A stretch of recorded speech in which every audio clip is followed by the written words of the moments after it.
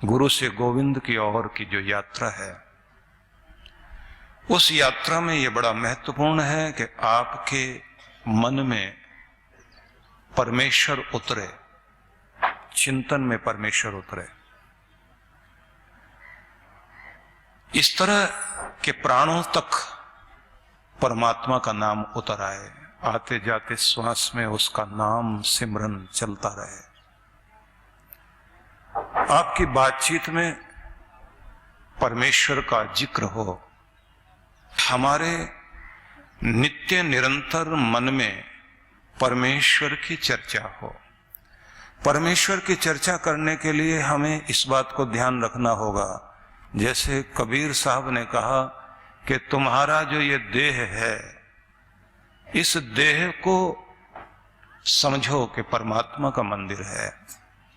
इस घट अंदर बाग बगीचे, इसमें सृजनहारा हो, इसी के अंदर निर्माण करने वाला मालिक बैठा हुआ है। इसी में बाग बगीचे हैं, मतलब अंदर बाग बगीचे खिले हुए हैं तो बाहर भी बाग बगीचे अनुभव में आएंगे।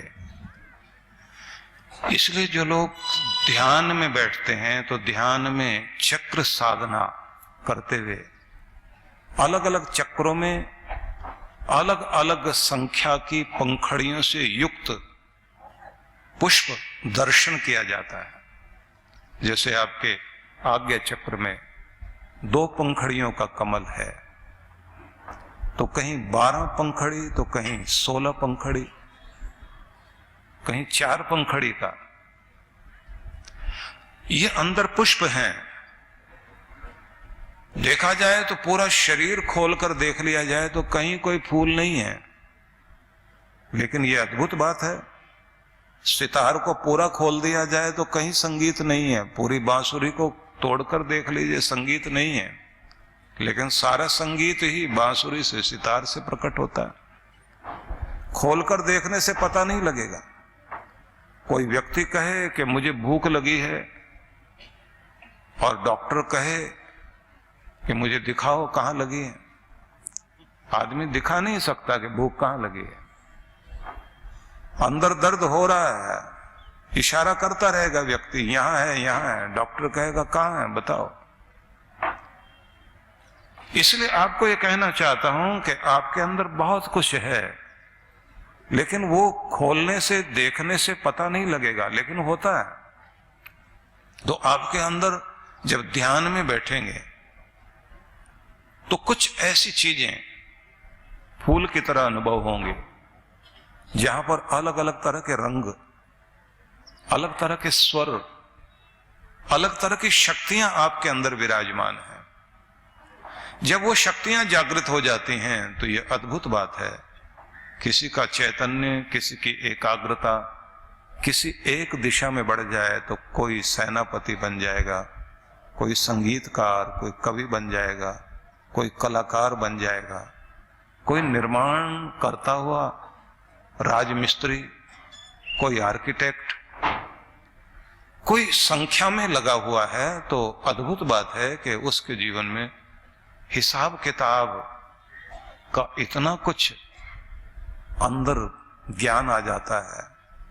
संख्याओं का आनंद लेता है वो, संख्या का आनंद लेते हुए देखता है असंख्य संसार है। जितनी गिनती 0 से ऊपर है उतनी गिनती 0 से नीचे भी है, और आखिर में व्यक्ति असंख्य पर पहुंच जाता है।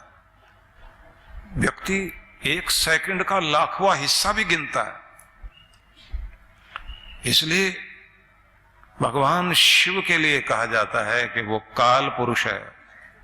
कालः सृजति भूतानि, काल ने ही प्राणी मात्र को जन्म दिया। कालः सृजति भूतानि, काल संघर्ति प्रजा, और वही समेट लेता अपने अंदर सारे प्राणी मात्र को। सर्वे कालस्य वशग, सभी काल के वश में है। काल पुरुषाय नमो नमः, इसलिए उस काल पुरुष को नमन करते हैं। तो काल पुरुष परमात्मा, लेकिन उसने इस शरीर के अंदर ही तरह तरह के वो रूप जो आपको बाहर दिखाई देते हैं सब अंदर रखे हुए हैं। इस घट अंदर बाग बगीचे, इसमें सृजनहारा हो। इसी के अंदर बाग बगीचे हैं, इसी में सृजन करने वाला, निर्माण करने वाला बैठा हुआ। इस घट अंदर 7 समंदर, इसमें 9 लाख तारा हो। इसी में 9 लाख मतलब असंख्य तारे। इसी में 7 समुद्र, इस घट अंदर पारस मोती, इसमें परखनहारा हो। मोती भी, हीरे जवाहरात भी अंदर ही हैं। प्रश्न उठेगा कि इतना कुछ अंदर है तो पता कैसे लगे? तो देखिए, किसी ने अगर बहुत सुंदर डिजाइन किए, किसी ने डिजाइन किया ताजमहल, तो किसी ने एफिल टावर, किसी ने चाइना की दीवार बनाई, जो आश्चर्यचकित कर देती हैं चीजें। निर्माण करने वाले व्यक्ति के मन में पहले कल्पना आई, पहले मन में आपके आती है चीज और उसके बाद में कागज पर उतरती है। मन में नहीं हो तो फिर कागज में भी नहीं उतरेगी। और मन में पहले से कुछ नहीं होता। एक बिजली सी चमकती है आपके अंदर, एक अचानक आइडिया आता है,